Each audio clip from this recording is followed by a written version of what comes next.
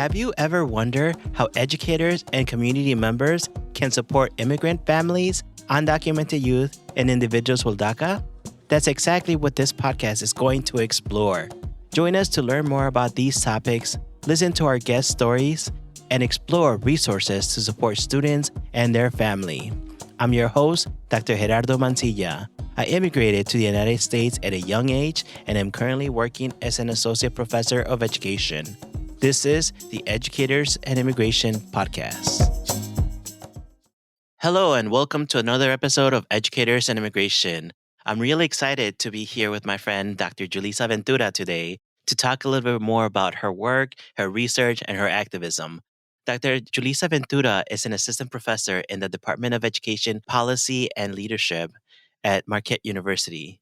Before coming to Marquette, Dr. Ventura was a Chancellor's Postdoctoral Fellow in the School of Education and Department of Ethnic Studies at the University of Colorado Boulder. Her research sits at the intersection of Latinx education, critical youth studies, and community-based education. Through critical ethnography and participatory methods, Dr. Ventura's research sheds light into the different ways in which community-based spaces and practices foster Latinx students' sense of belonging, academic identities, and critical consciousness. As a community-based researcher, Dr. Ventura prioritizes relationship building and the knowledge of Latinx communities in her work to build equitable and mutually benefiting research partnerships for social justice. Dr. Ventura has engaged in community partnerships in Madison, Wisconsin, and is excited to work on new and exciting partnerships between Marquette University and the Milwaukee communities through her research and teaching. Thank you, Julissa. I'm very excited to have you on the podcast today. And we normally just begin by kind of having our guests tell us a little bit about themselves. Yeah, thanks, Lalo, for having me. I'm excited to be here. So a little bit about myself. I was born and raised in New Jersey, but my parents immigrated there from El Salvador. So I am the eldest daughter of Salvadoran immigrant parents. I consider myself Salvadoreña. Just growing up, I think being very close to an immigrant community, going back to El Salvador during the summers to visit our grandparents, and, growing up in a place where almost everyone in my school was a child of immigrants. And so we definitely grew up, talking in Spanglish and just in a very vibrant immigrant community. I always tell people here in Milwaukee that I grew up in a place kind of like the South Side, but a little more diverse in terms of having Salvadorans, Mexican, Puerto Ricans, Dominicans. And so, even now that I don't live in New Jersey, when I go back, I'm always really excited to eat all the food and be in that sort of ethnically diverse place. And then, I did my undergraduate studies at Swarthmore College, and I got really into research. And I was on a research project where, as a senior, I was a research assistant, and we supported Mexican immigrant parents who were new to this community in Pennsylvania and were experiencing some challenges around, not having bilingual staff members in the schools and not knowing how to navigate schools. And I saw how the university project was basically supporting these parents and communicating and building relationships with their schools. And so I got really kind of intrigued by research and and the possibility that research could be helpful for communities like ours. And so I ended up going back to my undergrad advisor, asking what I should do next. I was, a year out of undergrad and very confused about what I wanted to do. But she said, I think you really enjoyed research and you should look at these programs and go to grad school. And lo and behold, I ended up in Madison, Wisconsin. I would say that if I asked my former self, if I told my former self that I'd live in Wisconsin for more than 10 years, I'd be like, no, that's not going to happen. So I came to Madison for my master's in educational policy studies and stayed for my dissertation or my PhD. Then did a little 1-year stunt in Colorado for my postdoc. And then everybody I knew sent me this job at Marquette. So I thought it would be a good idea to apply. And here I am now in my fourth year as an assistant professor here at Marquette. Wow. And one of the things that resonates as you talk about the impact that research can have, Mhm. I also think about the work that you have been doing in terms of also being in the community and being in community with people. And again, we both went to UW Madison, and so we have been involved with many projects together. Mhm. And thinking about like the youth and working with youth and being able to create those spaces that was originally your research as well. Thinking about the parent engagement, thinking about supporting Latinx youth and also programming and what programming can look like. And I feel like that has also led you to this current position. You mentioned you're an assistant professor in the Department of Education Policy and Leadership at your current institution. Mhm. Can you talk about this research agenda, how you've been able to continue this work with working with youth and youth spaces? So for me, from a very early on, right, I realized that there's almost two types of research. There's research that is there to document, right? EDPL calls it damage centered research. So documenting disparities, documenting the challenges, how inequality is reproduced. And while I think, in some ways that's important, we want to give light to the policies and practice that create inequitable situations. I have always prioritized research. I call it research of possibilities. So how do we give light to the things that are working or the knowledge that our communities have that isn't always included in traditional research or the folks who work in schools who don't always get the spotlight or community spaces that aren't always considered educational. So a lot of when I started doing community-based research, looking at, how a community center created youth spaces, a lot of the research in education saw these spaces as extra, right? An extracurricular or a space that's non-academic. And while that might be true, that these programs aren't, drilling students on how to take a test or doing academic work, they are building students' sense of identity, right? Students' cultural belonging. And that I argue in a lot of my work that that's really important. And that actually, when schools fail to do that, they fail to create a sense of belonging, which is incredibly tied to whether our students are successful academically. Because you can imagine if you don't feel like you belong, if you don't see yourself represented in school, you don't see your communities are valued, you are then less likely to feel excited about going to school or less likely to feel that you want to thrive there because nothing is really telling you that you belong. And so for me, I think building a research agenda hasn't just been about focusing solely on Latinx youth or focusing solely on communities-based spaces, but the link that I see kind of running through my research is always looking to support and work in collaboration to build spaces of possibility.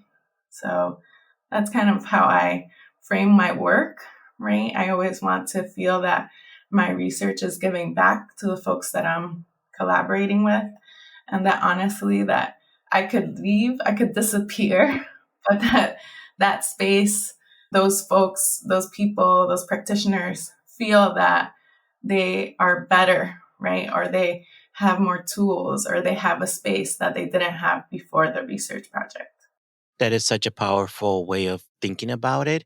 And as you were talking, I was thinking about why is it that schools don't have these things that you're highlighting and the sense of cultural identity, like all of those things that are being done with the community programs. Like we need to have more of those in schools. And unfortunately, as you mentioned, oftentimes students don't feel included and don't feel like they belong.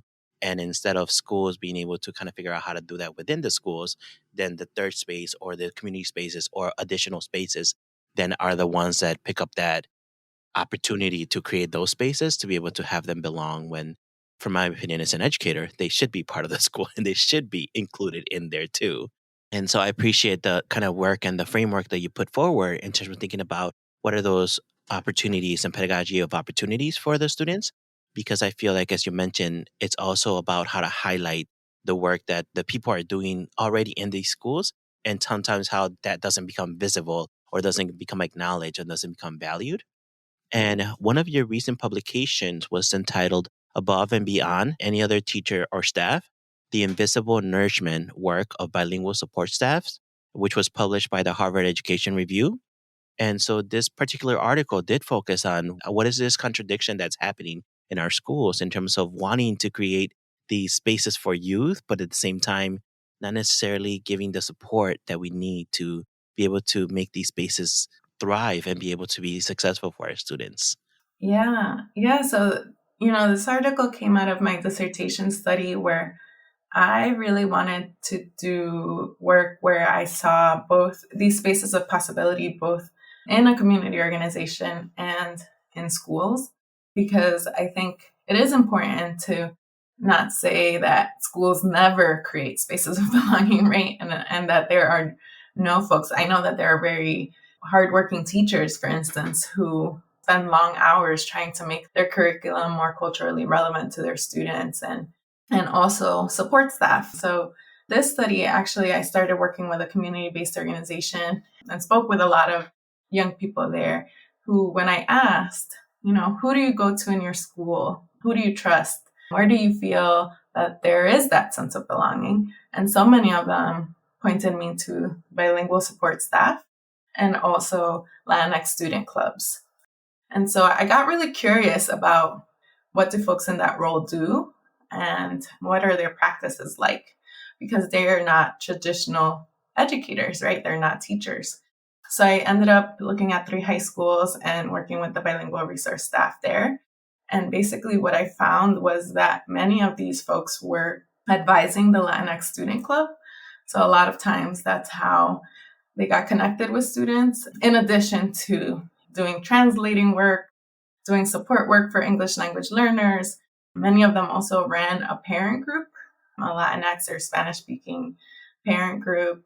And so I started to see that actually their smaller job description around supporting English language learners and their families was not capturing the extent of their work, that actually they were going above and beyond, as the title of the article says, which is actually a quote from a student who, when I asked about their bilingual support staff, said they go above and beyond any other teacher or staff. So I started to see that these folks, we're doing a lot of work and coming in early to help students with homework, staying late to meet with parents, giving out snacks if students came knocking on their door in the middle of the day because they were hungry. So I say, they did so much. And I think when I spoke to principals, they just saw the limited what's on paper.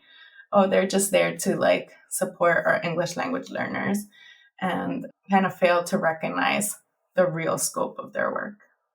And your study had 4 professionals that you interviewed. Mm-hmm. One of them was a bilingual counselor, and then 3 of them were bilingual support that usually, as you mentioned, do interpreting or translating in the schools. Mm-hmm. And so I think it was also interesting to read through the article and kind of talk about their identities and how that was part of the work that allowed them to also be able to relate to the students and build this relationship with the students. There was a mention of acompañamiento or pedagogy of acompañamiento in the studies. And I'm wondering if you could tell us a little bit more about this idea of acompañamiento. Yeah, I'll give a shout out to Dr. Enrique Sepulveda, who was my mentor in the Department of Ethnic Studies at Colorado Boulder. He introduced me to the concept. He also has a piece in Harvard Educational Review. So for those folks who are interested, look him up. But really, Pedagogies of Acompañamiento is this idea that staff or teachers are accompanying the student in their educational journey. And I saw that pretty literally and with some of these folks. So Mr. Cuauhtemoc, who's one of the bilingual resource staff members, he talks about kind of going with students to classes where they were struggling. And one of the students actually talks about taking a statistics course where Mr. Cuauhtemoc would come with her to the class sometimes or sit with her and do homework. And he would say, I'm taking the class too, And I think just very visibly sometimes accompanying students on their journey. And I think for Dr. Sepulveda also talks about being with students and recognizing their full humanity, their full story. And so a lot of these staff members, it wasn't just that they knew their student, but they knew that student's family. They knew that student's sometimes immigration story or their parents' immigration story. They knew where their parents worked, right? Like it was knowing the full student in ways that I think sometimes schools don't do that work or don't leave room and time for teachers to do that work. But for them, especially the ones who were in more of this paraprofessional role, I think doing all that labor honestly was unpaid a lot of times, right? Or not as valued, compensated in the right ways, because when you're a paraprofessional, you're getting paid an hourly rate. And it's all connected, right? So a lot of these folks are also Latinx themselves or from an immigrant background themselves. And a lot of times we know that when you immigrate, you have less educational opportunities. You might end up in a role like this because you want to work with students, but you don't have the time or maybe the financial ability to get a bachelor's degree and get your teaching certification. And so we end up having some of our most diverse staff members be in these paraprofessional roles who then feel a calling to really accompany students in their journey and families, but then they are undervalued or underpaid. And so, And that was the next question that I was actually thinking about. It was this idea of, as you have the personnel putting together events such as Latinx Heritage Month, for example, or parent meetings, or you mentioned many of them were advisors as well. mhm, And so thinking about they have their, again, full-time job of the interpreting and translating of documents as well. And then the additional work then of these meetings or this work that goes on. And also there's also that idea of that students, there's no exact office hours that they come. They're gonna mhm, come in every hour that they need it at that point too. I thought it was interesting in the article you talked about how they even interrupted you when you were doing interviews with the people too, because that's life, right? Like the students are gonna come in for support, and having that space or their offices being created as this bridging of spaces too, I think was something else that I read from the article that I thought was really powerful. We started with this idea that the bilingual support staff usually felt like they were unsupported, that they were not validated or they were not acknowledged. So it kind of created this dynamic between things that they're being asked to do or things that looks good for the school in terms of data or events, but at the same time when they go for support or they ask for other ways that the administration can support them, like they felt like they were kind of dismissed as well. Can you talk to us a little bit about like that dynamic?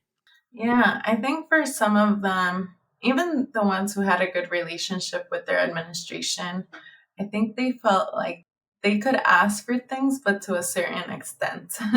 And that there was definitely a line, right, where we know you have students who trust you. So we will charge you with creating a focus group and having a conversation with students. But once you send that information to me, you don't get to really be involved in what happens with that data, or you don't get to make any decisions. And so that's when I would see that marginalization, right? Is we acknowledge that you do this work, but that work around reimagining either school structures or thinking about solutions, I saw a lot of the bilingual support staff kind of being cut off from that. And I think that comes from this hierarchy, right? The fact that they weren't teachers, that they weren't, I guess the counselor wasn't a professional role, but kind of that hierarchy in schools where decision makers are administrators.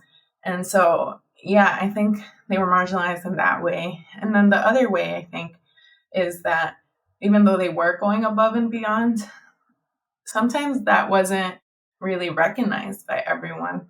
I think one of them talks about how teachers would come and say, "Can you call this parent?" Right?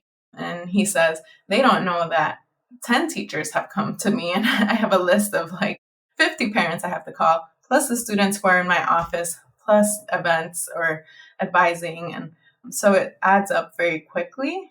And you know how schools are, right? You know more than me. You've been a teacher. Like things are moving pretty quickly. And I think they just keep taking on things and then not being recognized for it. It starts to feel very marginalizing, I think. And the other thing I would say is that sometimes they felt like they didn't have appropriate resources to do what they wanted to do. So I know at one school, the bilingual support staff really wanted to take her students to conferences or to take them outside of the city where they lived in so that they could imagine what it might be like to be somewhere else. And really, they didn't really get any funds.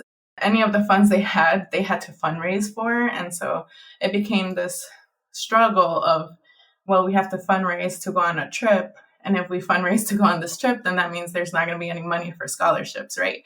And so just wanting to meet so many needs and feeling like, well, if we want to do that, we have to fundraise ourselves, I think became sometimes stressful for students and the staff. And as you were saying that, it also makes me wonder, made me think about what would be best practices or best ways of supporting the bilingual staff.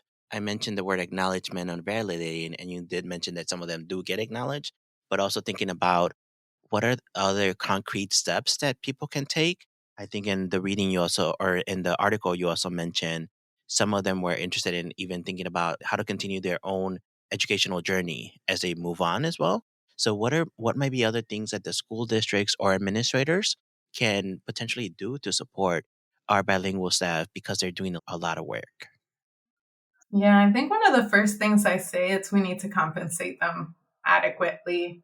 And that means really looking at that pay structure, asking questions about should these, especially the paraprofessionals, be hourly workers when they are doing so much, right? It seems almost unfair to capture what they do in an hourly pay structure.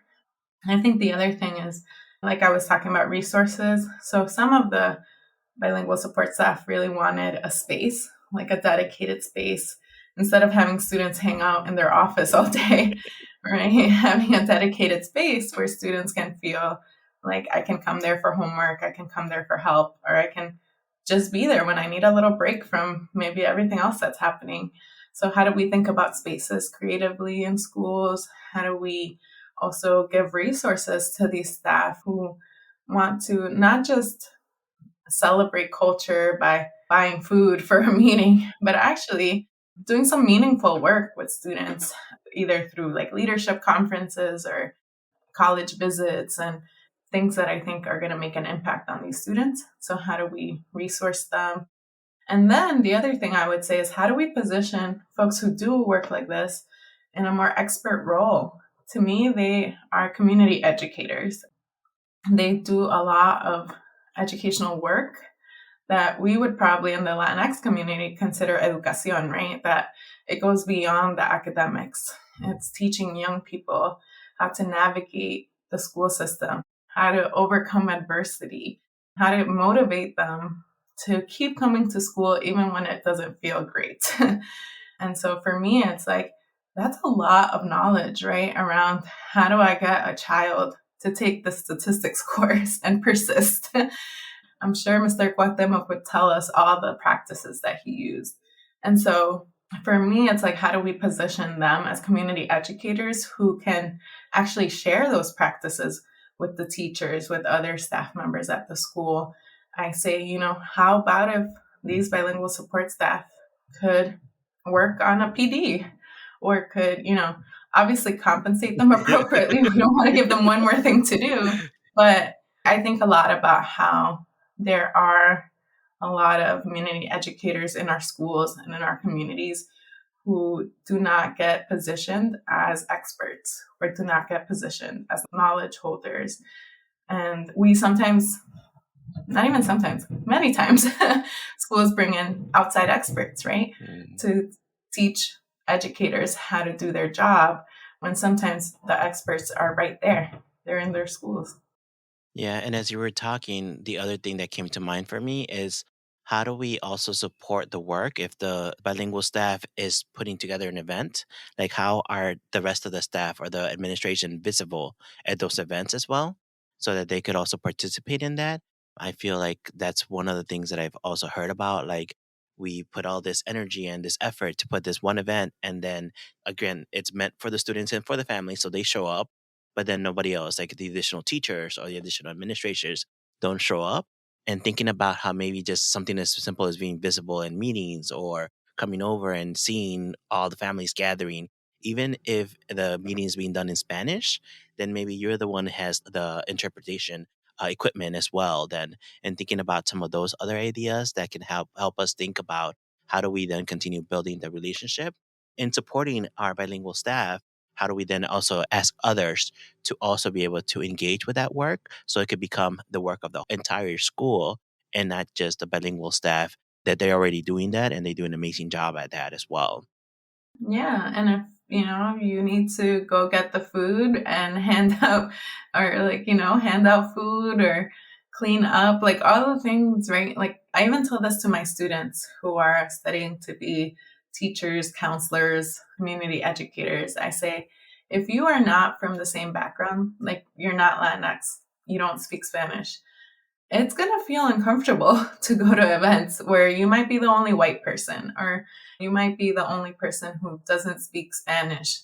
But people are going to notice you're there. People are going to know that you're showing up. And if you consistently show up, they're going to be able to trust you and know, hey, that's my principal, right? Or that's my counselor, and start to build a relationship of trust just by your presence. And I know communication can be hard, but I always tell my students, start with your presence. If you have to be there to set up and clean up, people are going to notice. And I think for these bilingual support staff, yeah, I went to a lot of events where they were the only ones there. They and their students were the ones kind of setting up, cleaning up, and doing all the work. And I think that you're totally right. It should be a whole school endeavor. So we talked a little bit about the advice for schools to be able to make it a better working environment for our bilingual support staff. What advice do you have for Latinx youth and students in general in terms of education and their own trajectory? Yeah, I didn't talk as much about Latinx youth because we were focusing on the staff, but a lot of my work has focused on how do we create spaces for young people to have a voice, to feel like they themselves can make change in their communities. And a lot of that work happened in the community-based organization group because it was more focused on building some of that voice and leadership. But for Latinx youth, I always tell everyone to look for your people. And I actually say this to my college students, my graduate students, and high school youth that I've worked with. So a lot of the youth that I interviewed for this study mentioned these bilingual staff members as their people. And I think for Latinx youth and predominantly white schools, especially, it can be really hard to navigate a school where maybe you don't feel supported or you don't feel represented, but that there might be some of these people who run a Latinx student club, or a community center that runs an after school program where you can go and you won't feel as isolated. You won't feel as alone. So in so many of these spaces, I have heard youth say, I'm not the only one. What a relief. What a relief that I'm not the only one experiencing feeling like I'm the only person of color in my AP class, right? And so really looking for, I think, I don't want to put the onus on Latinx youth to always be looking for people or be looking for spaces. I hope that one day we get to a place where all students feel like they belong in their schools and their classrooms. But till then, to look for the people who are there for them, who are creating spaces for them, and to also know that you are powerful. The youth facilitators that I have worked with, right, always say the most important thing they want young people to know is that your story matters, who you are matters, and that you can make change, whether it's small change or big change. I really think that our young people are going to drive everything, right? They're going to drive the biggest change that we'll probably see in our lifetime is going to come from young people. So they are very powerful. I agree 100%. And so then the other question that I normally ask guests is, as we think about supporting Latinx youth, thinking about education, we talked a lot about bilingual support staff in this particular conversation. Are there other conversations that are missing as we think about how to support students or other things that we have missed in terms of our conversation? That's a good question. I think something that I've actually been thinking more about is youth adult partnerships.